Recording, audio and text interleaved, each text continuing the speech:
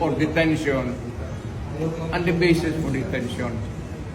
So, what is the law and what is the crime that I committed? Show to me now the legal basis for my being here. As apparently I was brought here not of my own volition. It's somebody else's. Kung hindi ibang tao, ikaw siguro, because this is your structure. So you have to answer now for the deprivation of liberty. People general naman kayo.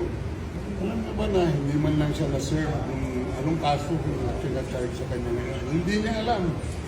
No? Kahit na PI man lang. Alam mo, ang charge sa kanya nasa jargo na. And then, hindi pa kayo na ganito ginagawa natin. Sumusunod tayo sa isang entity na hindi na tayo member. Nag-withdraw na tayo. And yet, sir, you are the Prosecutor General. Yes. You know how to exercise due process. Before you can even file charges, you have to file a complaint. We have to file a counter affidavit. Without doing those procedural process, here we are being issued a warrant of arrest, questionable warrant of arrest. Ano naman po, sir?